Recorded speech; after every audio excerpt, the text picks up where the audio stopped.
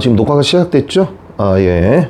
자, 그러면 오늘 저 동상고 2학년 마지막 남은 4개 강의 정리하도록 하겠습니다. 이게 마지막 4개 파트가 주로 경제 파트하고 관련이 있어서 주관식으로 나올 확률이 높고 또 개념이 좀 어렵습니다. 노동이나 경제 이런 게 연결돼 있기 때문에 서연이가 알아서 잘 하겠지만 이 선생님의 마지막 이 강의가 내일 시험 치는데 큰 도움이 되길 바라고 그래서 우리가 서연이한테 선생님이 이걸 보낼 텐데 늦은 밤이라도 좋으니까 꼭 한번 강의를 보시고 특히 그 개념에 있어서 이제 혼돈이 될 수 있는 그런 파트가 있기 때문에 꼭 한번 강의를 듣고 다시 정리를 잘 해주길 바라겠습니다. 그래서 우리가 자, 이 부분에서 이제 우리가 좀 봐야 될 부분이 현재 migration이라는 단어가 나옵니다. 그래서 이 migration이란 단어가 이제 이민이란 뜻이죠. 이민. 그래서 여기서 migration이 뜻하는 것은 이제 어떤 말이냐면은 해외 노동이에요. 해외 노동. 그러니까 우리 국내에 현재 좀 기피하는 그런 직종에 해외에서 조금 우리보다 못 사는 나라에서 그런 마이그레이션을 받는 거를 우리가 이제 다소 그래서 보면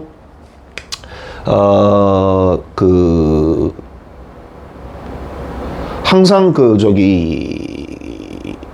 problem으로서 우리는 받아들이고 있다라고 돼 있거든요. crisis, 뭐 어떤 국내 노동시장의 위기라든가 문제, 뭐 우리나라의 자리를 뺏는다라든가 그런 식으로 마이그레이션을 묘사하지만 뭐 예를 들면 뭐 마이그레이션이 오면 안 좋다라고 상상하는 점은 뭐 overcrowd, 인구 과포화의 도시라든가 막아버린다는 거죠. 노동시장을 막아서 이제 국내에 사람들이 이제 진입을 하지 못하도록 일자리를 뺏음으로써 우리가 실업자가 늘어서 오히려 poverty, 빈곤이 늘어난다. 이제 이런 편견을 우리는 이 크라이시스나 프로블럼으로 묘사하고 있지만 그럼 여기서 지금 하고 싶은 말이 무슨 말입니까? 여기서 보니까 좀 우리가 우리가 의문시되는 가정은 다음과 같은 겁니다. 대부분 이 migration이 involuntary, 비자발적인, 그러니까 예를 들면은 사람이 만든 그 재난 때문에 어떤 그 지진이나 해일 때문에 뭐 거주하던 섬이 물에 잠겼다거나 그런 자연적 그런 것에 의해서 우리 비자발적으로 그렇게 가는 게 있지만 사실 여기서부터 잘 봐야 됩니다.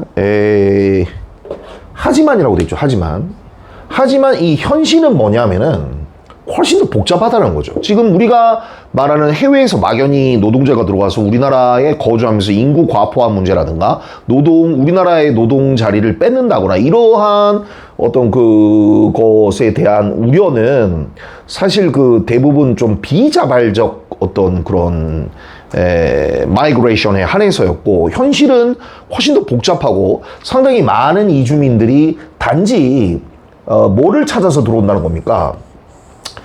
Greater Economic Opportunity가 돈 벌려고 들어오는 거죠. 돈 벌려고. 이 경제 기회를 보기 위해서 이런 비자발적이라기보다는 이건 이제 voluntary라고 할 수 있죠. voluntary. 이건 자발적 이주인데 그럼 이런 분들을 꼭 나쁘게 봐야 되느냐? 물론 이제 이런 애들이 뭐 social and economic problem을 일으킬 수 있다라고 돼 있어요. 아예 뭐 문제를 안 일으킨다. 그런 말은 하진 않습니다. 뭐 이런 분들 중에 뭐 소위 말해서 조금 좀 질이 안 좋은 사람도 유입이 돼서 뭐 범죄를 저지른다거나 뭐 그럴 수도 있겠죠. 불법 이주라든가 뭐 이런 걸로 있을 수가 있지만 문제는 이제 대부분 이런 말을 합니다. 여기서 but이 나오죠. but 하지만 migration 자체가 여기 솔루션이 될 수 있다고 돼 있잖아요. 그러니까 우리가 pre-existing problem이니까 이제 기존에 존재하던 문제에 대한 해결책이 될 수도 있는데 그 해결책 일이 뭡니까? 우리가 out-migration generally redistribute 재분포를 시킨다라고 돼 있습니다. 이게 뭐냐면은 우리가 노동이 labor surplus가 잉여 노동이거든요. 그러니까 노동이 이제 많이 쏠리는 곳, 이게 노동이 많은 곳을 어느 쪽으로, 이 from A to B니까, 어느 쪽으로 이게 이동을 시킨다는 거죠. 이 where 이하니까 상당히 그 좀 노동 수요가 많은 곳, 그리고 훨씬 더 기회가 많은 곳으로 남는 노동이 그쪽으로 이렇게 이동을 하는. 그러니까 이제 국내에 어떤 3D 업종이라든가 사람들이 기피하는 쪽이 있잖아요. 거기 안 가잖아, 사람들이. 어차피 우리나라 사람들도 안 가. 근데 우리가 그 해외 노동자들이 들어오면 이제 그런 쪽에 잉여 노동이 생기면서 잉여 노동에 생기는 남는 인력이 이제 그런 쪽으로 이동할 수 있다는 거죠. 주로 뭐 해외 노동자가 그쪽으로 가겠죠. 그래서 여기서 말하는 우리가 장점 중에 하나가 우리가 노동의 재분포입니다. 그래서 labor redistribution이 어떤 좋은 장점이고, 우리가 어떤 한 군데 과포하고 일어나면서 그쪽에 남는 인력이 나머지 쪽으로 스며드는, 그래서 3D 업종으로 들어가는 이런 쪽이고, 그래서 이제 마이그레이션이 일반적으로 또 두 번째 장점이에요. 두 번째 장점은 이게 레이버 디스트리뷰션이라고 해갖고 이제 노동 재분포고, 그 다음에 두 번째는 주로 들어오는 애들이 멘탈이 좋아, 영거 헬시어, 젊어, 건강해, 그리고 좀 더 사고방식이 유연하고 기꺼이 인디어 참을성이 있어. 참을성. 그죠? 그래서 이게 어떤 그 멘탈이라든가 아니면 그 우리가 헬스라든가 이런 건강하고 멘탈 애티튜드가 좋은 이런 인적 자원이 유입이 된다는 겁니다. 이게 장점이 2죠. 그런 인적 자원이 들어온다. 그러니까 얘들은 돈을 벌어야 되니까 자기 나라 돈으로 환산하면 돈의 가치가 우리나라가 대략 한 10배, 필리핀에 비해서 10배가 높잖아요. 그러니까 걔들의 입장에서는 한 200을 벌면 자기 나라 돈으로 가면 그게 거의 2천만 원을 버는 거야, 한 달에. 그럼 걔들은 한 1년 하면 우리나라 돈으로 2억을 버는 거지, 자기 나라 돈으로. 이런 평생 살면서 1억 벌기가 쉽지가 않잖아요. 그러니까 걔들은 힘든 일도 기꺼이 참고 할 동기부여가 생기는 거죠. 우리나라 사람들은 일 열심히 해봤자 한 달 200 준다 그러면 누가 일합니까? 편의점에 일해도 200 받는데. 그러니까 이제 그런 쪽 일을 안 하려고 하는데, 이런 애들이 들어오면 기꺼이 그런 일을 하려는 그런 인적 자원이 모인다는 거. 그 다음에 세 번째는 지금 장점만 하고 있습니다. 물론 이 글이 좀 장점을 좀 드러내고 있죠. 하지만 그 앞에 보면은 좀 문제점도 있다라고 언급은 돼 있어요. 자, 그 다음에 뭐가 있냐면은 이분들이 이제 희망을 가지는 거죠. 자신들의 전망에 대해서. 어떤 origin, 이 origin은 자신의 출신 국가입니다. 그래서 이제 대부분 우리가 조금 더 장점이 뭐냐면 이 long-term outcome이 또 뭐가 있냐면은 마이그레이션에 이 remittance를 하면서 이제 이게 해외 송금을 하거든요. 걔들이 자기 본국으로 송금을 할 거 아니에요. 그러면 우리 은행 측에서도 수수료가 남게 되고, 또 그러면서 걔들이 또 우리나라에서 돈을 쓸 거란 말이야. 뭐 많이 쓰진 않겠지만 기본적으로 자기들 이렇게 음식 값이라든가 기본적인 소비가 일어나겠죠. 그러면 우리나라 경제도 좀 활성화되고, 근데 물론 이제 이런 거는 본국에 좋겠죠. 오리진에. 그다음에 intergeneration mobility는 이제 세대 간의 이동인데, 이게 뭐냐면은 아버지는 노동자지만 너만은 의대 가라. 이래가지고 아버지가 해외에 나가서 돈 벌어서 국내에 있는 아들을 의대를 보내면 이것도 출신 국가한테는 좋은 거죠. 그래서 이런 거는 이제 오리진한테 좋은 장점입니다. 오리진한테 좋은 장점들이 이제 이렇게 두 번째로, 첫 번째가 노동의 재분포, 두 번째가 어떤 굉장히 건강하고 아주 동기부여가 높은, 정신 자세가 좋은 그런 어떤 사람들의 유입. 그다음에 세 번째가 이제 어떤 우리 국내나 아니 본국의 경제 활성화. 그다음에 그게 이제 본국에서의 차세대의 그런 미래에 투자하는 거.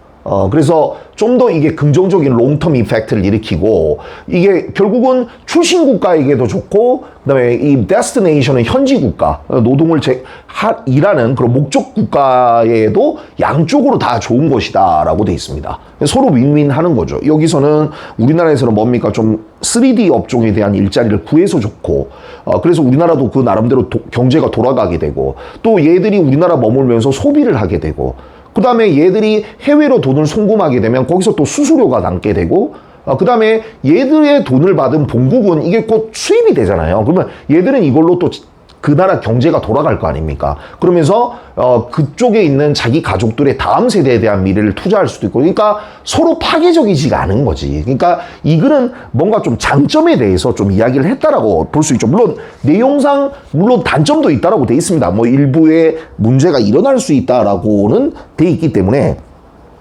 그래서 이제 요거는 이제 내용을 충분히 이해를 하셨으면 아마 선생님이 이거 내용을 정리해 줬을 거예요. 그거 다시 리프레이징 보시고. 그래서 요거는 이제 혹시 그 뭐 간단하게 요게 정리하면, 우리가 제목이 마이그레이션이 과연 국내의 도전적인 일인가 아니면 기회가 될까라는 제목이 참 이렇게 관심을 끌기가 좋죠. 그래서 요런 식으로 우리가 마이그레이션에 대한 개념을 좀 나타낼 수 있겠고요. 제목을. 아니면 우리가 뭐 다른 말로 마이그레이션을 일종의 긍정적인, 포지티브적인, 롱텀, 아주 장기간의 어떤 그런 임팩트, 영향력, 마이그레이션에 뭐 이런 식으로 우리가 쓸 수가 있습니다.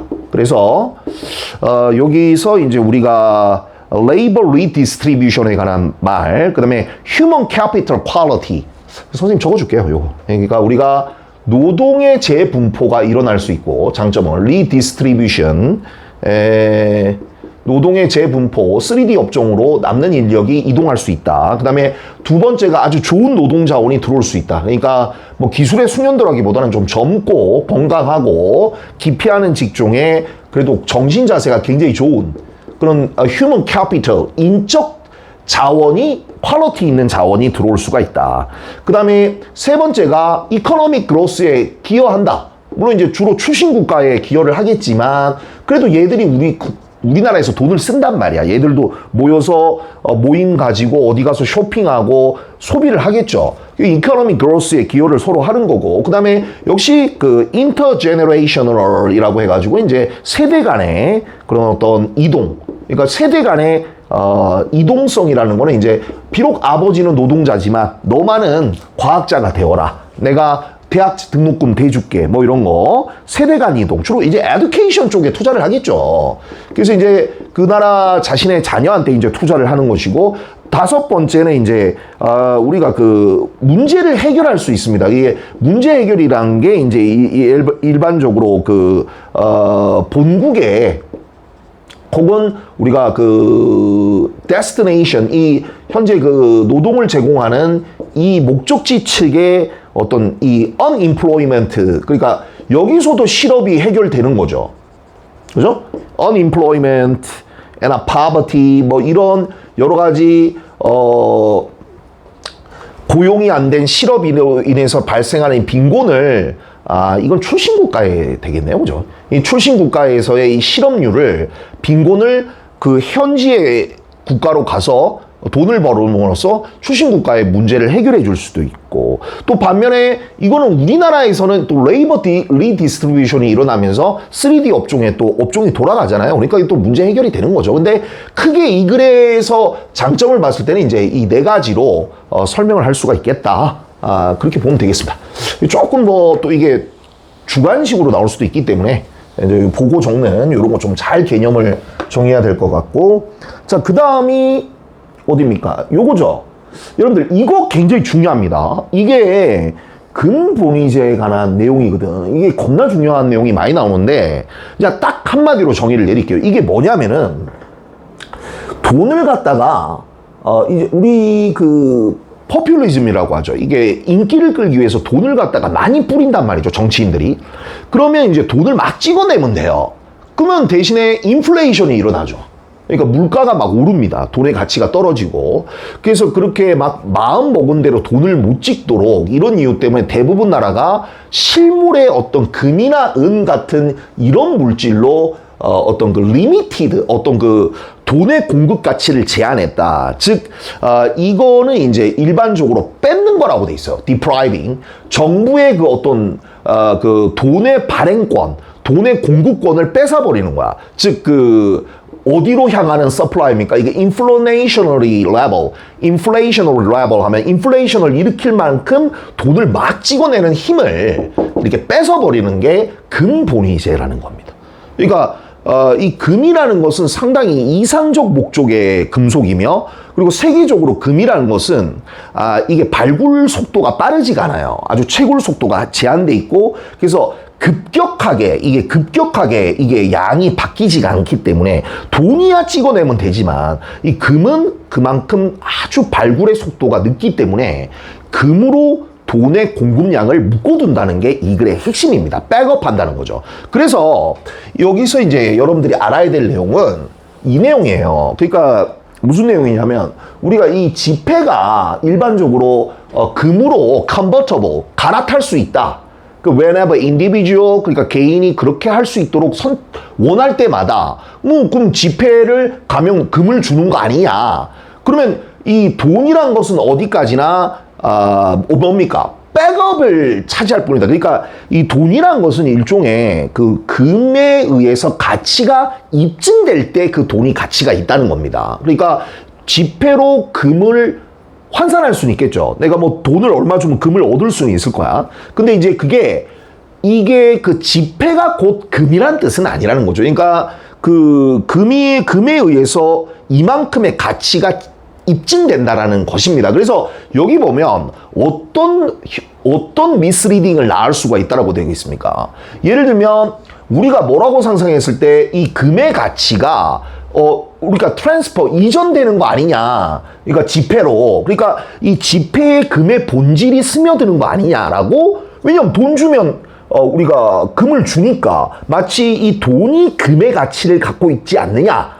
그러니까 이 지폐로 가치가 이전된 거 아니냐라고 착각할 수 있겠지만, 사실 팩트는 뭡니까? 팩트는 이게 핵심인 겁니다. 즉 금은 오히려 지폐 발행의 양을 제한하는 데 그 목적이 있다. 즉 발행이 될 수 있는 지폐의 양을 제한한다. 자, 이게 무슨 말이냐면, 여러분들 한번 생각을 해보세요. 우리가 좌석이 100개 있다고 생각해보세요. 좌석이 극장에 좌석이 100개가 있는데 이게 금이에요. 이게 금의 본질인데, 그럼 내가 막 인기 끌려고 사람들한테 표를 갖다가 그럼 100개면 100개를 찍어내는 게 맞죠? 좌석을. 근데 내가 막 초대권 남발해갖고 이걸 1000개를 찍었다고 해보세요. 그러면 이게 과연 이 좌석의 100개라는 것이 이 표죠. 이건 표, 종이, 잉크가 인쇄된 표 1000개가 좌석 100개를 의미하지는 않습니다. 이거는 결국 900명은 못 들어가요. 900명은 그게 쓸모가 없어지는 거야. 그게 무슨 말이냐면, 이 금의 본질 가치가 여기에 트랜스퍼 되는 게 아니라는 겁니다. 그러니까 여기에 금의 본질이 있다는 게 아니라는 거죠. 이거는 단지 이 가치를 상징하는 종이일 뿐이야. 따라서 100개면 100개를 찍어내는 게 맞아.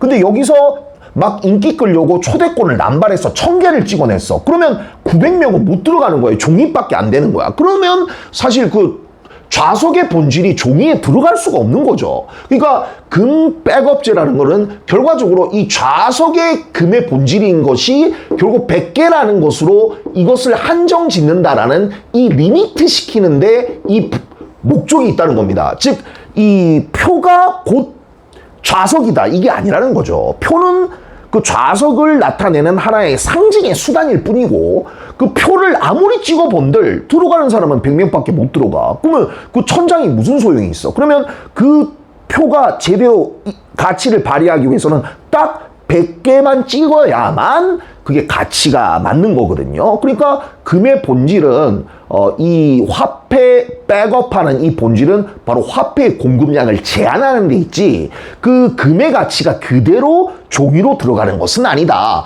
좌석과 그 좌석의 티켓의 비율을 생각하면 쉬울 것 같습니다. 오케이? 요거 굉장히 좀 어려운 말이기 때문에 그래서 이 글은 결국 이렇게 적으세요. 이 글은 굉장히 이게 중요합니다. 이거 주관식으로 나올 수가 있는데, 이게 결국 value, 우리가 지폐라는 게 value transfer가 되는 게 아니라는 거죠. 그러니까 지폐로 가치가 이전되는 게 아니라는 겁니다.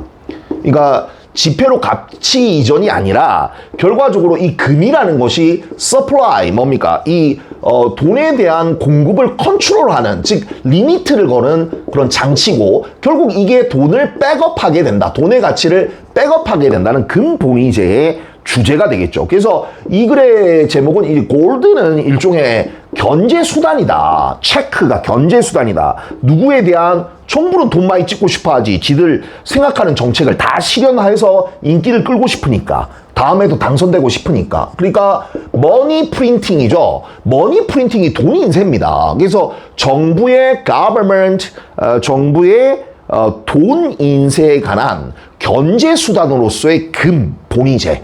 이게 여러분들 굉장히 중요한 말이다. 그래서 우리가 그 오버 프린팅 되는 것을 막는다. 오버 프린팅이라는 게 뭐예요? 이게 돈을 막 찍어내는 거잖아요. 아까 말했죠. 그 1000장 찍어봤자 뭐합니까? 좌석이 100개인데 900명 못 들어가는데. 그러니까 오버 프린팅이 되니까 우리 좌석은 100개밖에 안 돼. 이게 니들 진짜 가치야. 그게 바로 금이라는 겁니다. 오케이?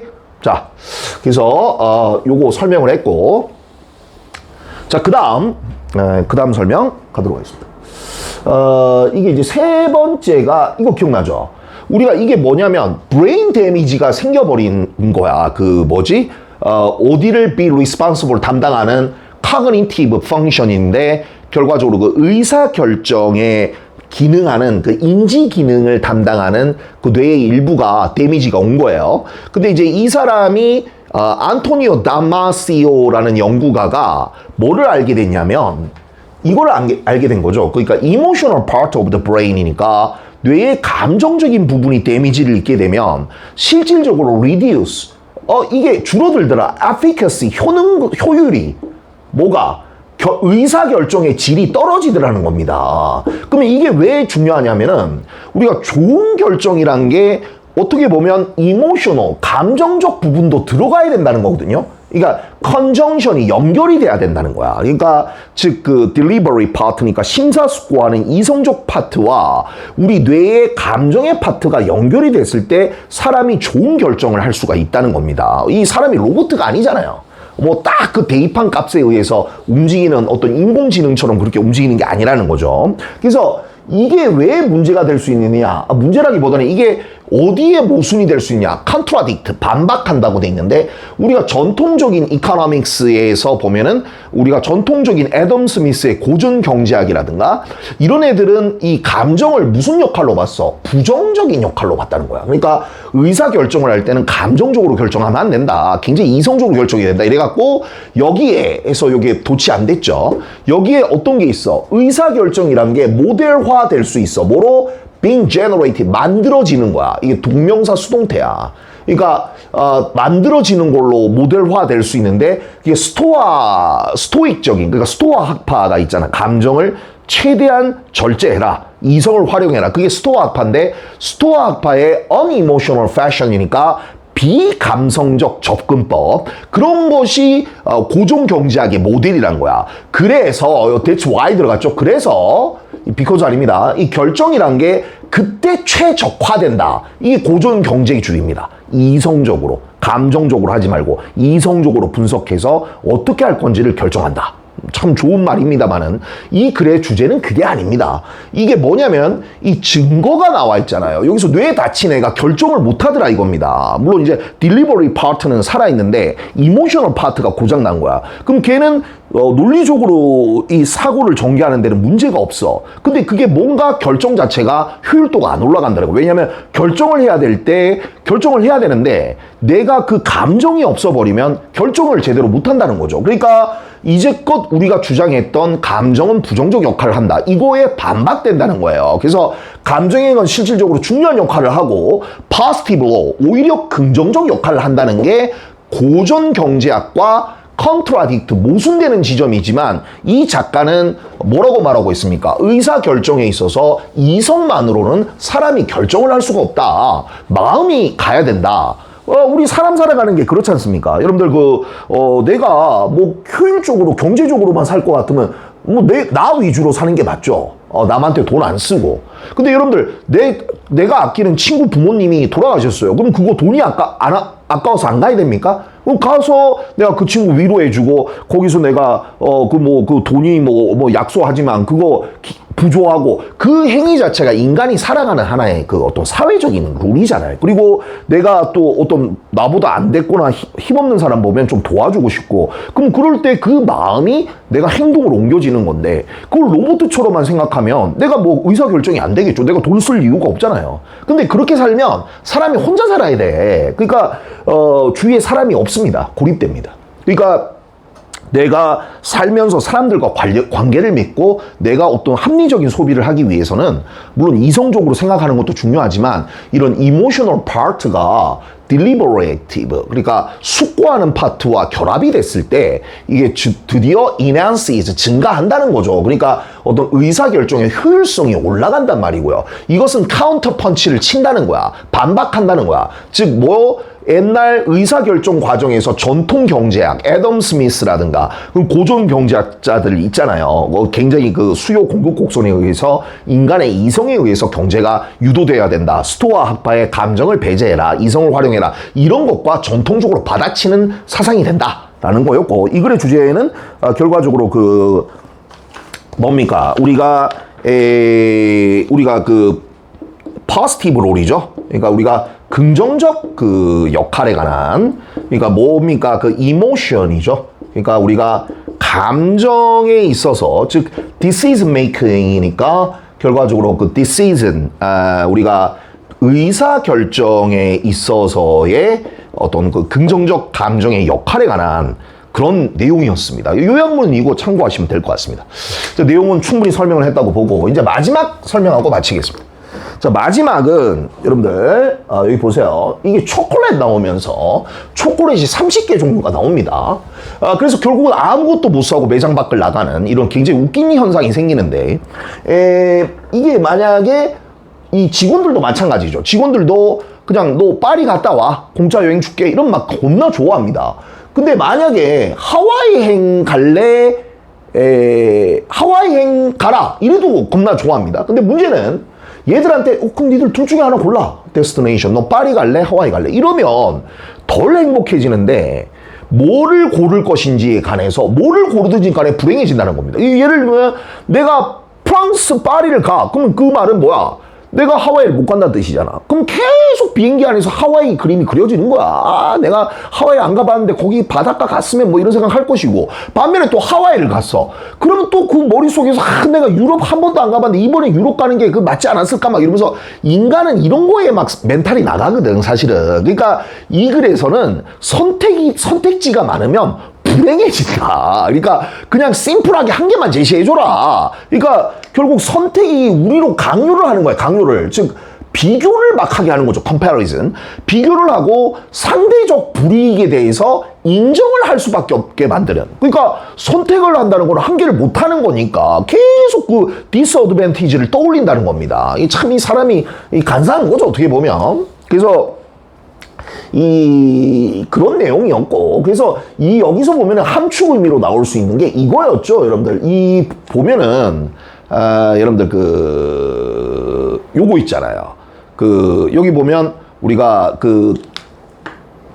막 이게 자기가 잘못된 결정을 하지 않았을까 막 스트레스 받고 그 다음에 막 비교를 하는 데 있어서 컴패리즌 하려면 엄청나게 노력해야 돼요. Get it right. 제대로 고르기 위해서. 그래서 이게 결과적으로 뭐를 증가시켜? 우리의 어떤 잘못된 선택을 할 거에 대한 공포가 이거 뭐 잘못된 거 아니야? 막 이러면서 그러면서 또 기대값을 올려버려. 우리가 should be able to get the best choice. 우리는 진짜 최고의 선택을 해야만 해 하는 그런 자신의 기대값을 계속 올려요.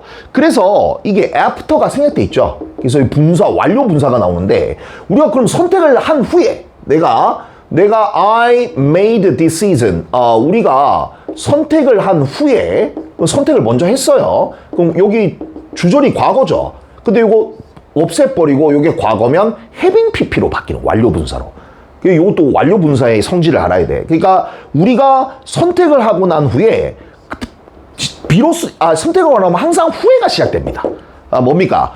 이게 옳은 결정인지 아닌지 이게 궁금해하면서 이게 it was the right. 이게 맞는지 아닌지 이 wondering 분사찍기죠. 여기서 벌써 이 부사절 걸리고 주절 걸리니까 문장 끝났고 여기서 콤마 다음에 다시 ing 걸어서 이게 긴지 아닌지 항상 후회하게 한다. 그래서 이게 이제 우리가 그 어떤 선택의 횡포다.